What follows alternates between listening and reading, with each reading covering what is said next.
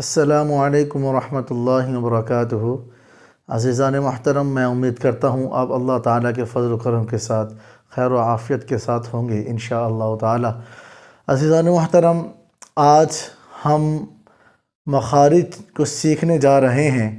اب ان مخارج کو سیکھنا کیوں ضروری ہے؟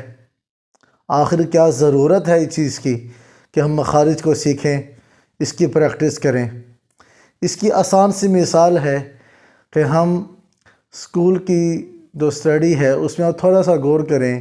انگلش ہے، بایو ہے، کیمسٹری ہے، میتھ ہے، کوئی بھی بکس ہے، آپ اس کو اچھی طرح یاد کرتے ہیں، اگلے دن جا کے اس کا ٹیسٹ دیتے ہیں یا آپ اس کو سناتے ہیں تو اس میں چھوٹی موٹی اونچ نیچ جو غلطیاں ہیں وہ اس کو میجر نہیں لیا جاتا بلکہ اگنور کر دیا جاتا ہے۔ لیکن جو قرآن کریم ہے اس کی تلاوت میں زیر زبر کی اور مخارج کی اور صفات کی جو غلطیاں ہیں وہ اللہ کے ہاں کسی بھی صورت میں قابل قبول نہیں، بلکہ وہ لحن جلی اور لحن خفی میں آتا ہے جو کہ اللہ کے ہاں گناہ کا سبب بنتا ہے ہمارے لیے۔ عزیزان محترم، اصول مخارج کو سیکھنا بہت آسان ہے، بس اس کی پریکٹس ہے روزانہ کی بنیاد پہ، کیونکہ آپ نے اکثر دیکھا ہوگا کہ ہمارے مدارس میں جو طلباء کرام چل ٹائم بھی دے رہے ہوتے ہیں، پڑھ بھی رہے ہوتے ہیں، مارے بھی کھا رہے ہوتے ہیں، قربانیاں بھی بیچارے برداشت کر رہے ہوتے ہیں، تب جا کے جب آپ ان کی تلاوت سنتے ہیں تو آپ بہت اچھا پاتے ہیں ان کو، آپ سمجھتے ہیں کہ واقعتاً حافظ قرآن حافظ بھائی قاری صاحب بہت اچھا پڑھتے ہیں۔ اس کے پیچھے دو چیزیں ہیں، ایک انہوں نے ٹائم دیا ہوتا ہے، دوسرا انہوں نے اس کی خوب مشق کی ہوتی ہے، خوب پریکٹس کی ہوتی ہے۔ ہمیں بھی اچھی طرح یاد ہے، میں نے شروع میں 1999 کے اندر جب میں نے حفظ کو سٹارٹ کیا تھا تو ان دنوں میں میری جو را تھی وہ صحیح نہیں تھی اور ضاد وہ بھی صحیح نہیں تھی۔ دونوں حروف میں میں نے بہت زیادہ مار بھی کھائی، بہت زیادہ ٹائم بھی میں نے ضائع کیا، صرف کیونکہ نیو تھا میرے لیے۔ یہ ایسا ہی تھا جیسے پی جی کلاس والے کے لیے ABC یا الف با تا سا یا 1 2 3، ٹھیک ہے؟ تو ان دو حروف کے اوپر میں نے بہت ساری مار کھائی ہے، بہت ساری، یقین جانے یہ اللہ جانتا ہے، ٹھیک ہے؟ اور کچھ گھر سے دور بھی، قربانی بھی برداشت کی، لیکن آج الحمدللہ اس وقت کی محنت کی ہوئی، اس وقت کی قربانی دی ہوئی آج الحمدللہ اس نتیجے پر پہنچ چکی ہے کہ ہم دوسرے مسلمان بھائی کو ہم پڑھانے کے قابل ہو چکے ہوئے ہیں۔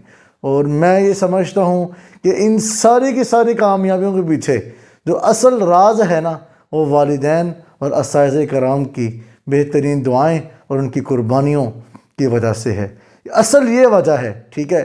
باقی پریکٹس کرنے والے میں پریکٹس بہت کرتے ہیں، لیکن پریکٹس کرنے میں کس نے مدد کی؟ وہ اساتذہ کرام نے۔ والدین کی کیسے اس میں مدد آ گئی کہ انہوں نے اپنا جگر اپنے سے دور کیا، کس لیے؟ قرآن پاک کو صحیح پڑھنے کے لیے، قرآن پاک کو ان کی صفات کے ساتھ، ان کے مخارج کے ساتھ پڑھنے کے لیے انہوں نے ہمیں قربان کیا۔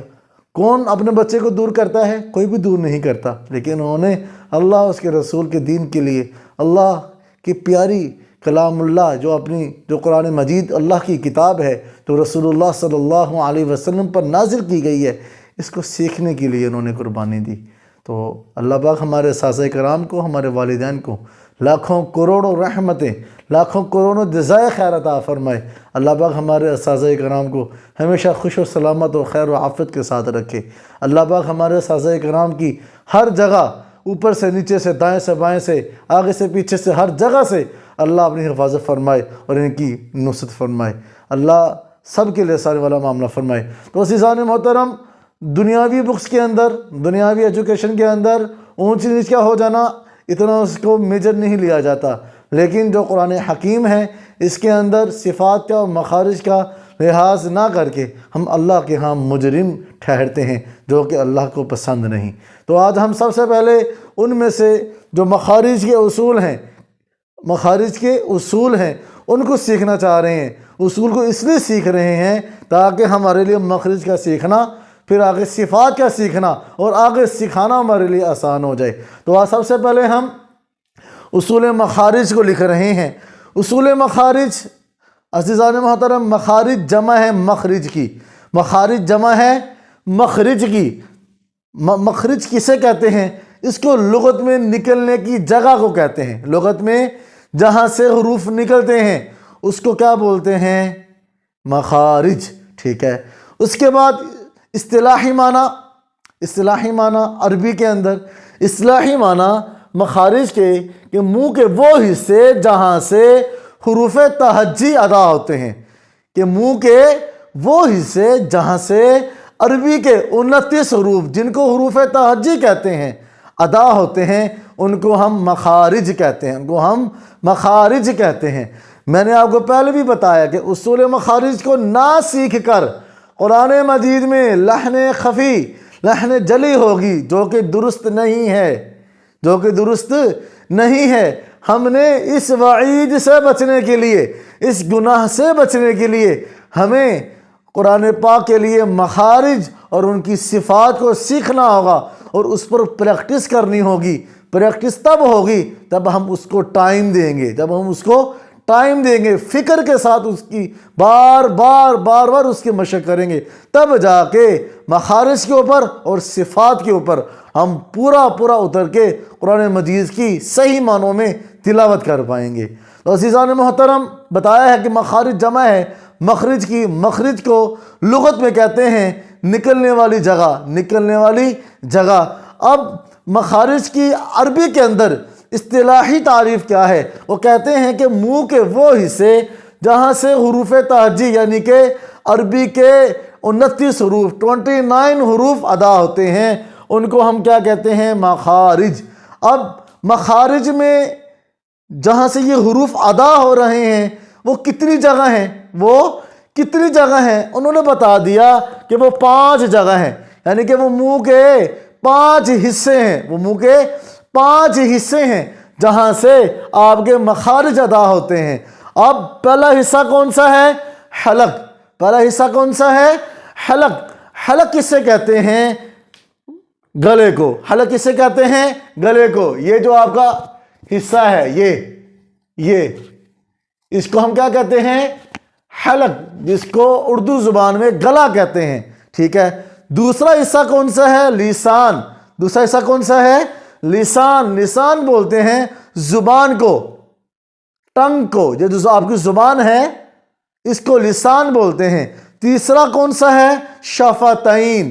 شفتین بولتے ہیں اوپر اور نیچے والے دونوں ہونٹوں کو، اوپر اور نیچے والے دونوں ہونٹوں کو شفتین بولتے ہیں۔ نمبر 4 کیا ہے؟ جوف دہن۔ نمبر 4 کیا ہے؟ جوف دہن۔ جوف دہن کسے کہتے ہیں؟ جوف دہن کہتے ہیں منہ کے اندر خالی حصہ کو۔ یہ جو منہ کا اندر جو خالی حصہ ہے اس کو منہ کا پیڑ بھی کہتے ہیں، اس کو جوف دہن کہتے ہیں۔ نمبر 5 کیا ہے؟ خیشوم۔ نمبر 5 کیا ہے؟ خیشوم۔ خیشوم بولتے ہیں ناک کے بانسا کو۔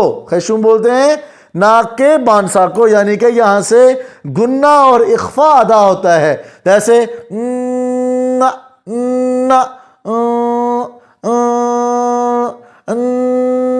یہ گنہ ناک کے بانسا سے ادا ہوتے ہیں، اس کو خیشوم کہتے ہیں۔ بتاتا چلوں کہ مخارج کا اصطلاحی معنی کہ جہاں سے حروف تہجی ادا ہوتے ہیں وہ کتنے حصے ہیں؟ وہ 5 حصے ہیں۔ 5 کون کون سے ہیں؟ حلق، جس کو ہم گلا کہتے ہیں۔ نمبر 2 لسان، جس کو ہم زبان بولتے ہیں۔ نمبر 3 شفتین، جس کو ہم اوپر اور نیچے والا ہونٹ بولتے ہیں۔ نمبر 4 جوف دہن۔ جوف دہن کہتے ہیں منہ کے خالی حصہ کو، منہ کے پیٹ کو۔ نمبر 5 خیشوم۔ خیشوم بولتے ہیں ناک کے بانسا کو، جہاں سے آپ کا گنہ اور اخفا ادا ہوتا ہے۔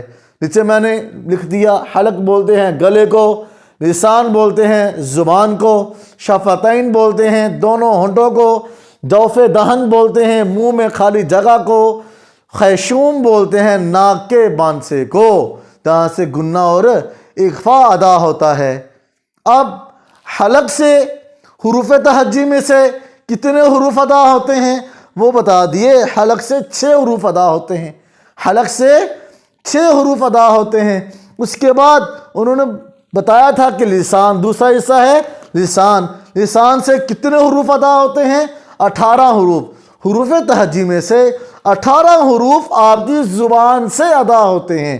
نمبر 3 شفتین، یعنی کہ اوپر اور نیچے والے دونوں ہونٹ، دونوں ہونٹوں سے 4 حروف۔ حروف تہجی میں، عربی کے حروفوں میں 4 حروف آپ کے دونوں ہونٹوں سے ادا ہوتے ہیں۔ نمبر 4 جوف دہن، منہ کا جو پیڑ تھا، جو منہ کا خالی حصہ تھا، وہاں سے 3 حروف حروف تہجی میں سے، عربی کے حروف میں سے 3 حروف آپ کے منہ کے خالی حصہ سے ادا ہو رہے ہیں۔ نمبر 5 خیشوم، ناک کا بانسا، یہاں سے گنہ ادا ہو رہا ہے، یہاں سے گنہ ادا ہو رہا ہے۔ آپ کی اصول مخارج، اصول مخارج کا معنی، اصول مخارج کی اصطلاحی تعریف، اصول مخارج کے حصے، پھر حصوں کے نام، پھر حصوں کے معنی، پھر حصوں سے کون سے حروف ادا ہوتے ہیں، یہ آپ کو بخوبی امید کرتا ہوں سمجھ آ چکے ہوں گے۔ اب باری ہے کہ اب اصول مخارج میں مخارج کی بنیادی اقسام کتنی ہیں؟ اصول مخارج میں مخارج کی بنیادی اقسام کتنی ہیں؟ وہ کہہ رہے ہیں کہ 2۔ مخارج کی بنیادی اقسام کتنی ہیں؟ 2۔ نمبر 1 مخارج محققہ، نمبر 2 مخارج مقدرہ۔ نمبر کیا تھی؟ بنیادی اقسام مخارج کی کتنی تھی؟ 2۔ نمبر 1 کیا تھی؟ مخارج محققہ۔ نمبر 2 کیا تھی؟ مخارج مقدرہ۔ اب مخارج محققہ پڑھنے میں تو آپ کو شاید مشکل نظر آ رہا ہو، لیکن اس کی تعریف بہت آسان ہے۔ وہ کہہ رہے ہیں کہ مخارج محققہ بولتے ہیں جو حلق یعنی گلے، لسان یعنی کہ زبان، اور ہونٹوں سے اور ہونٹوں میں ہوں، یعنی کہ مخارج محققہ کا جو مخرج ہوگا وہ آپ کے حلق میں، لسان میں اور ہونٹوں میں، یعنی کہ آپ کے گلے میں، زبان میں اور اوپر نیچے کے دونوں ہونٹوں میں ہے مخارج محققہ۔ اب باری آتی ہے مخارج مقدرہ۔ مخارج مقدرہ بھی بہت آسان ہے کہ مخارج مقدرہ میں جو حلق آتا ہے، جو مخرج آتا ہے، وہ جوف دہن یعنی کہ منہ کا خالی حصہ، اور خیشوم یعنی کہ ناک کا بانسا، جہاں سے آپ کے گنے ادا ہوتے ہیں، وہ آ رہے ہیں۔ دوبارہ بتاتا چلوں کہ اصول مخارج کی بنیادی اقسام 2 تھیں۔ نمبر 1 مخارج محققہ، نمبر 2 مخارج مقدرہ۔ مخارج محققہ بولنے میں مشکل ہے لیکن سمجھنے میں آسان۔ وہ کیسے ہے کہ مخارج محققہ بولتے ہیں جو گلے، زبان اور ہونٹوں میں ہوں، یعنی کہ مخارج محققہ کا میں جو مخرج ہوں گے وہ گلے کے ہوں گے، زبان کے ہوں گے اور ہونٹوں کے ہوں گے۔ اب گلے کے کون سے حروف ہیں؟ گلے سے کون سے حروف ادا ہوتے ہیں؟ حمزہ، ہا، عین، ح، غین، خا، یہ آپ کے گلے سے ادا ہو رہے ہیں۔ اسی طرح کیا نام ہے، ہونٹوں سے کون سے حروف ادا ہو رہے ہیں؟ با، میم، واو، با، میم، واو، ٹھیک ہے، اور فا، کیونکہ ہم نے کیا بتایا تھا کہ لسان شفتین سے 4 حروف با، میم، واو، فا ادا ہو رہے ہیں، ٹھیک ہے۔ اب یاد رہے، نوٹ آپ یہ لازمی لکھیں کہ حلق، لسان، شفتین، جوف دہن اور خیشوم کو اصول مخارج بولتے ہیں۔ سارا کا سارا مدعا یہاں پہ آتا ہے کہ حلق یعنی گلا، لسان یعنی زبان، شفتین یعنی دونوں ہونٹ، جوف دہن یعنی منہ کا خالی حصہ، خیشوم یعنی ناک کا بانسا، ان 5 کو اصول مخارج بولتے ہیں۔ دوبارہ تو احتیاط کرنے والی چیز ہے، اصول مخارج کو جب ہم سیکھ لیں گے تو لحن جلی اور لحن خفی سے محفوظ رہیں گے اور قرآن پاک کی صحیح معنوں میں تلاوت ہو سکے گی۔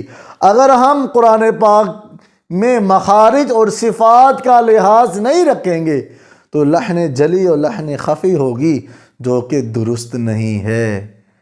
اللہ آپ کو خوش رکھے۔ اب ہم انشاءاللہ تعالی اصول مخارج آپ کے سامنے رکھے ہیں۔ اب اصول مخارج میں جو ان کے حصے تھے، کیا نام ہے، حلق، لسان، شفتین، جوف دہن، خیشوم۔ اب ہم سب سے پہلے حلق کے اندر جو حروف آتے ہیں، پھر اس کا قاعدہ، پھر اس میں فرق، پھر اس کی مثال سیکھیں گے، پھر لسان کی باری آئے گی، پھر شفتین کی باری آئے گی، پھر جوف دہن کی آئے گی، پھر خیشوم کی آئے گی۔ انشاءاللہ تعالی یہ 5 کے 5 سٹیپ اصول مخارج میں نمبر وائز آتے رہیں گے، اور میں امید کرتا ہوں آپ ہر مخرج کو، ہر حصے کو بڑے اچھے طریقے سے سیکھیں گے بھی، اور آگے ثواب کی نیت سے سکھائیں گے بھی۔ اور آسان طریقہ ہے کہ جب اگر آپ کو یہ ویڈیو میں سمجھانے کا انداز اچھا لگا ہے، سمجھ آئی ہے، کچھ پلے پڑا ہے، تو آپ اس ویڈیو کو ثواب کی نیت سے آگے بھی شیئر کر دیں، تاکہ وہ بھی لوگ لحن جلی اور لحن خفی جیسی کمزوری، لحن خفی اور لحن جلی جیسی غلطیوں سے محفوظ رہ سکیں۔ اللہ آپ کو خوش رکھے۔ یہ ذخیرہ آخرت ہے، ذخیرہ آخرت دنیا میں بھی ہے، آخرت میں بھی ہے۔ اس کو اگر آپ چاہتے ہیں کہ آپ مرنے کے بعد کوئی آپ کو دعائیں دے، آپ کے لیے ایسے اعمال کرے جو آپ کے لیے قبر کی زندگی اور آخرت کی زندگی کو آسان بنا سکے، تو آپ کوشش کریں۔ یہ ایک عمل یہ بھی ہے کہ قرآن پاک کو صحیح معنوں میں مخارج کے ساتھ، صفات کے ساتھ پڑھنے میں ان کی مدد فرمائیں۔ وہ ایسے ہو سکتی ہے کہ آپ میرے چینل کو ثواب کی نیت سے خود بھی میری ویڈیوز کو مکمل دیکھیں اور لائک کریں اور آگے شیئر کر دیں، اور جہاں آپ کو سمجھ نہیں آتی تو براہ کرم آپ مجھے کمنٹس میں باقاعدہ بول سکتے ہیں۔ انشاءاللہ تعالی آنے والے دن میں اس غلطی کو کور کرنے کی، اللہ تعالیٰ کے فضل و کرم کے ساتھ ختم کرنے کی کوشش کی جائے گی۔ مجھے آپ اجازت دیں۔ السلام علیکم ورحمۃ اللہ وبرکاتہ۔